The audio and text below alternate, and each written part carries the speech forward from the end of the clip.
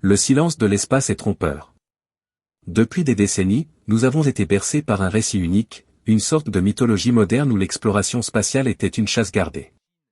Dans notre imaginaire collectif, il y avait d'un côté l'héritage de la NASA, les exploits d'Apollo, et de l'autre, l'effervescence bouillonnante de la Silicon Valley avec SpaceX. La Chine? Elle était souvent reléguée au second plan, perçue comme un suiveur, un étudiant appliqué mais sans génie, se contentant de répliquer les succès soviétiques des années 60. Mais réveillez-vous. Nous sommes en 2026, et ce vieux logiciel est obsolète. La carte du ciel a changé. Pendant que l'Occident s'enlise dans des débats budgétaires sans fin, des retards de certification pour ses lanceurs lourds et une bureaucratie qui semble parfois plus lourde que la gravité terrestre, Pékin a activé un plan d'une précision chirurgicale. Il ne s'agit plus de simples lancements de prestige pour le journal de 20 heures. Nous assistons à une transition fondamentale, la Chine ne veut pas seulement visiter l'espace, elle veut l'industrialiser, le sécuriser et, à terme, le dominer. Ce n'est plus une prédiction de futurologue, c'est la réalité technique de cette année 2026. L'infrastructure qu'il déploie actuellement ressemble à une architecture où les autres pensent encore en termes de mission ponctuelle. La hiérarchie spatiale mondiale vient d'être renversée. Si vous regardez encore vers Cap Canaveral pour savoir qui mène la danse, vous regardez une boussole cassée. Au sommet de cette stratégie se trouve un nom qui fait trembler les états-majors du Pentagone et de l'OTAN, Shenlong. Le « Dragon divin ». Pendant longtemps, Shenlong n'était qu'une rumeur, un grain de sable sur les radars de surveillance spatiale. Mais en février 2026, avec le succès de sa 3e mission prolongée, le doute n'est plus permis. Nous ne sommes pas face à une capsule classique, mais face à un avion spatial réutilisable de haute technologie. Pour comprendre l'inquiétude des responsables de la défense, il faut comprendre ce que cet engin permet de faire. Contrairement à une fusée qui suit une trajectoire balistique prévisible, Shenlong est capable de manœuvrer. Il peut changer d'inclinaison orbitale, se rapprocher de cibles d'intérêt, et surtout, il possède une soute capable de déployer ou de capturer des objets. Lors de ces dernières orbites, les services de surveillance ont détecté l'éjection de plusieurs objets mystérieux. S'agit-il de microsatellites d'inspection destinés à espionner les actifs adverses? Ou de prototypes d'armes cinétiques? Le génie de Shenlong réside dans sa discrétion et sa réutilisabilité. En revenant se poser sur une piste secrète dans le désert de Gobi, la Chine efface l'épreuve. Contrairement aux lanceurs jetables qui laissent derrière eux des étages de fusées calcinées ou des débris identifiables, Shenlong ramène ses secrets au hangar. Cela permet un cycle d'apprentissage ultra rapide, les ingénieurs analysent l'usure des matériaux, récupèrent les données des capteurs et renvoient l'appareil en mission quelques semaines plus tard. En 2026, cette capacité a offert à la Chine un avantage décisif en orbite terrestre basse, LEO.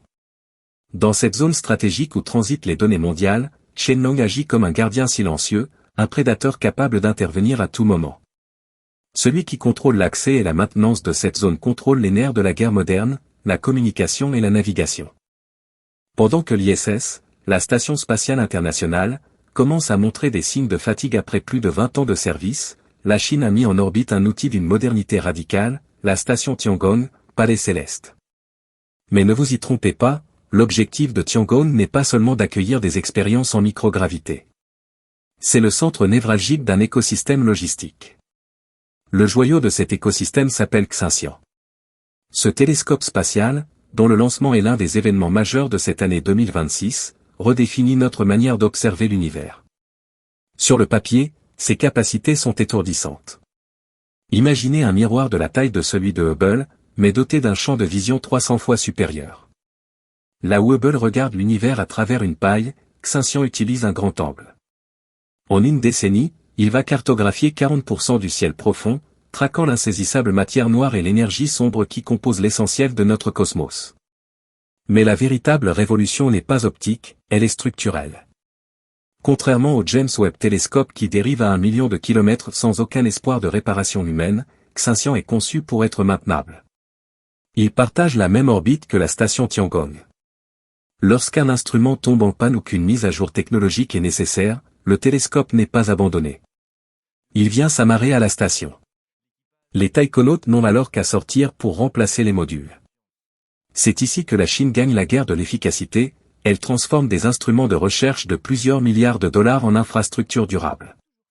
Pour Pékin, l'espace n'est plus un laboratoire de passage, c'est un chantier permanent où l'on répare, on améliore et on recycle. En 2026, cette capacité a offert à la Chine un avantage décisif en orbite terrestre basse, LEO. Dans cette zone stratégique où transitent les données mondiales, Shenlong agit comme un gardien silencieux, un prédateur capable d'intervenir à tout moment. Celui qui contrôle l'accès et la maintenance de cette zone contrôle les nerfs de la guerre moderne, la communication et la navigation. Alors que nous maîtrisons à peine l'orbite lunaire, les yeux de la CNSA, l'agence spatiale chinoise, sont déjà fixés sur les confins de notre système solaire. La mission Tianwen-4, dont les préparatifs finaux s'accélèrent pour 2029, est un projet qui défie les lois classiques de la logistique spatiale. Son objectif ? Un double coup de maître, Jupiter et Uranus. Atteindre Uranus, le géant de glace, n'a été fait qu'une seule fois dans l'histoire de l'humanité, par Voyager 2 en 1986. Pourquoi est-ce si difficile ? Parce que les fusées chimiques traditionnelles, celles qui brûlent du kérosène ou de l'hydrogène, sont épuisées bien avant d'atteindre de telles distances. Pour réussir le Blitz de Tianwen-4, la Chine investit massivement dans des technologies de rupture, la propulsion nucléaire électrique et les moteurs ioniques de haute puissance. Ces moteurs ne cherchent pas une poussée brutale au décollage, mais une accélération constante et infinie dans le vide. En utilisant un réacteur nucléaire miniature pour ioniser un gaz, comme le xénon, on obtient une vitesse d'éjection des particules bien supérieure à celle des flammes d'une fusée. C'est ce qui permet de réduire les voyages de plusieurs décennies à quelques années seulement. Pourquoi un tel effort pour Uranus ou Callisto, la lune de Jupiter ? Parce que ces mondes cachent des océans souterrains. Mais plus stratégiquement, maîtriser ces moteurs, c'est s'assurer que l'humanité, ou du moins une partie d'entre elles, peut naviguer librement entre les planètes. La Chine ne construit pas seulement des vaisseaux, elle construit les moteurs d'une nouvelle marine impériale spatiale, capable d'atteindre n'importe quel point du système solaire avec une régularité de métronome. Pendant que le grand public regarde encore les images des missions Apollo avec nostalgie, la Chine, elle, regarde la Lune comme un géomètre regarde un terrain à bâtir. Le projet ILRS, International Lunar Research Station, n'est pas une simple base scientifique de passage. C'est l'acte de naissance d'une colonie industrielle. Le choix du site n'est pas dû au hasard, le pôle sud lunaire, et plus précisément les environs du cratère Shackleton. Pourquoi cet endroit plutôt qu'un autre ? La réponse tient en un mot, l'eau. Dans les ombres éternelles de ces cratères, là où le soleil ne brille jamais, se cachent des millions de tonnes de glace. Pour la Chine, cette glace n'est pas là pour étancher la soif des taïkonautes. Dans l'espace, l'eau est la ressource ultime. En la décomposant par électrolyse, on obtient de l'hydrogène et de l'oxygène liquide, les composants de base du carburant de fusée. En établissant une base permanente au pôle sud, la Chine est en train de construire la première station-service interplanétaire. Imaginez le changement de paradigme. Aujourd'hui, 90% du poids d'une fusée au décollage est constitué de carburant, simplement pour s'extraire de l'attraction terrestre. Si vous pouvez faire le plein directement sur la Lune, la barrière à l'entrée du système solaire s'effondre. La Lune devient le tremplin vers Mars et les astéroïdes métallifères. Celui qui contrôle les réserves d'eau lunaire contrôle les routes commerciales du futur. Mais il y a un autre trésor, encore plus précieux, caché dans le régolithe lunaire, l'hélium-3. Cet isotope, extrêmement rare sur Terre mais abondant sur la Lune, est considéré comme le carburant, propre, idéal pour la fusion nucléaire. Une seule navette spatiale remplie d'hélium-3 pourrait théoriquement répondre aux besoins énergétiques des États-Unis pendant une année entière. La Chine l'a bien compris. En 2026, leur programme d'analyse des échantillons ramenés par les missions Chang'e est spécifiquement orienté vers l'extraction industrielle de ce gaz. Nous ne sommes plus dans une course au drapeau, mais dans une course au gisement. Face à cette accélération fulgurante de la Chine en 2026, une question brûle toutes les lèvres. Où se situe l'Europe ? Longtemps leader grâce à la fiabilité d'Ariane, le vieux continent semble aujourd'hui pris en étau. D'un côté, la dépendance technologique vis-à-vis des États-Unis et de SpaceX, de l'autre, l'attraction irrésistible des projets d'infrastructures chinois comme l'ILRS. L'Europe spatiale est à la croisée des chemins. Si elle ne développe pas rapidement ses propres capacités de vol habité et de réutilisation, elle risque de devenir un simple spectateur, ou pire, un client de seconde zone. Car la leçon de 2026 est claire, l'indépendance ne se gagne pas avec des traités, mais avec des moteurs et des stations en orbite.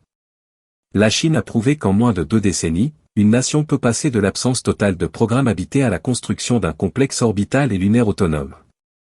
C'est un message envoyé au monde entier, la géopolitique ne s'arrête plus aux frontières de l'atmosphère. Mais au-delà de la compétition et des chiffres, que signifie réellement ce bascule pour nous, simples citoyens de la Terre? Pour la première fois de notre histoire, l'idée de devenir une espèce multiplanétaire n'est plus une utopie de science-fiction. Elle est en train de devenir une nécessité logistique. En maîtrisant la Lune, la Chine ne cherche pas seulement à planter un drapeau. Elle cherche à sécuriser l'avenir. Si l'humanité veut un jour atteindre Mars de manière durable, elle doit apprendre à vivre sur la Lune. Les technologies de recyclage d'air, de protection contre les radiations et de culture en milieu hostile développées pour la station Tiangong et la base ILRS sont les briques fondamentales de notre survie future ailleurs que sur Terre. Nous vivons une époque charnière. Dans quelques décennies, nos enfants regarderont peut-être la Lune non pas comme un astre lointain et poétique, mais comme un centre industriel vibrant, une escale lumineuse dans le noir de l'espace. Un lieu où l'on travaille, où l'on produit de l'énergie et d'où l'on s'élance vers les étoiles. La réalité de 2026 est brutale pour certains, exaltante pour d'autres, l'époque de l'hégémonie solitaire est révolue. La Chine ne se contente plus de suivre le mouvement, elle donne le ton, impose le rythme et redéfinit les règles. De la silhouette furtive de Shenlong au miroir géant de Xinxian, en passant par les mines de glace du pôle sud lunaire, le plan directeur chinois est en marche. La nouvelle course à l'espace est bien plus qu'une compétition technologique. C'est une lutte pour définir qui nous serons et qui contrôlera l'énergie? Qui dictera les lois du commerce orbital? Qui possédera les cartes de l'univers? Pendant que vous regardez cette vidéo, des taïkonautes travaillent à 400 km au-dessus de vos têtes, préparant le terrain pour la prochaine grande migration humaine. La carte du monde a été dessinée par les grandes puissances maritimes des siècles passés. La carte du futur, elle, est en train d'être dessinée aujourd'hui, dans le silence des orbites et la poussière lunaire. L'histoire est en marche, et pour la première fois, elle s'écrit en caractères chinois dans le ciel étoilé. Restez attentifs, car ce n'est que le début. La véritable aventure ne fait que commencer.